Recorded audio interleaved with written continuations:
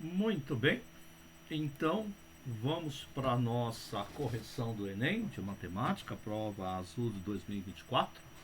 Hoje é dia 13/11 de 2025, né? Então nossos estudantes farão a prova aí no próximo domingo e o público-alvo nesse instante são os meus estudantes do Instituto Federal Catarinense, Campus Videira, né?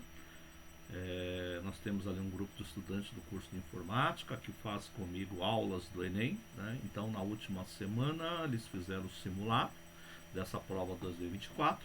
Então procurando aí auxiliar a todos, né? Não somente aos estudantes do curso de informática, farei aqui então a correção do Enem de matemática da prova azul de 2024. Antes disso, vamos também procurar, né, resolver questões por questões, mas antes disso vamos fazer um comentário aqui sobre essa prova do Enem, né?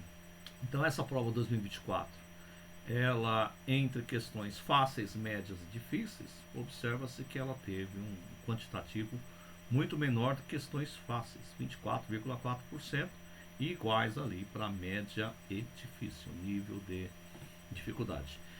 Normalmente isso não é de praxe, então o Enem trabalha com a lógica de colocar um terço para cada uma dessas categorias, né? Entretanto, né, em função dessas categorias, a gente tem então a TRI, que é a teoria de resposta ao item, né, que é um modelo estatístico que avalia não apenas quantos itens o candidato acertou, mas também quais itens foram acertados. Cada questão do Enem é previamente calibrada pelo INEP com parâmetros de dificuldade, discriminação e probabilidade de acerto ao acaso. Assim, a nota final não é uma simples contagem de acertos, mas uma medida que busca refletir o nível real de conhecimento do estudante. Então, essa TRI ela leva muito em conta essa relação de questões em que o estudante muitas vezes vai lá e chuta uma questão que é fácil, acerta uma que é difícil, e aí o Enem vai interpretar então que a questão difícil que foi acertada foi também no chute, e a nota do estudante tende a cair. Então, por essa lógica, fica evidente, né?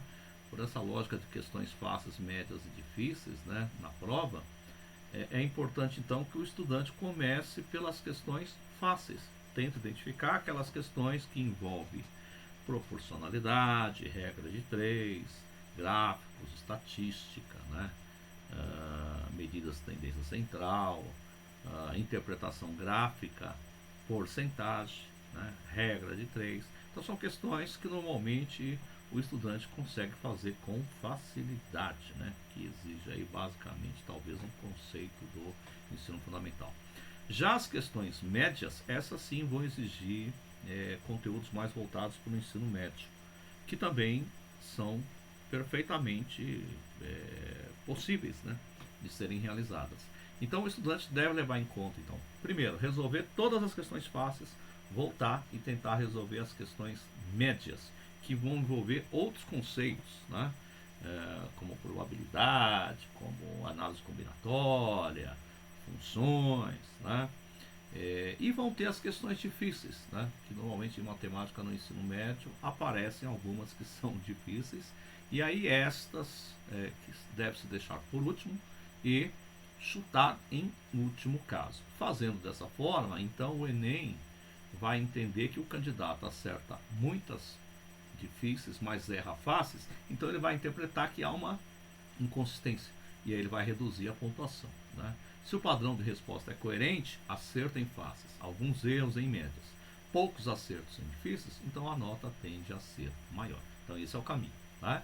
Por isso, dois candidatos com o mesmo número de acertos podem ter notas diferentes, dependendo de quais itens acertarem, né? Então essa TRI ela gera uma escala de notas, né, em todas as áreas aí do Enem, né? As notas variam aproximadamente de 200 a 800 pontos em cada prova, e isso permite comparar candidatos de forma mais justa, já que o modelo reduz a influência de chutes e valoriza a consistência. Então, observando por esta lógica, a proposta é resolver questões fáceis e médias, fazer algumas difíceis, se for o caso, se der certo, se não, apenas trabalhar com essa ideia do chute das questões difíceis, certo? Em resumo, a TRI é o coração de correção do Enem, garantindo que a nota reflita não só a quantidade de acertos, mas a coerência do desempenho. Né? Então, daqui a pouco a gente volta para resolver essa primeira questão. Né? Então, esse primeiro instante foi apenas para falar um pouquinho aí do que seria esta prova do Enem. Tá certo? Já voltamos.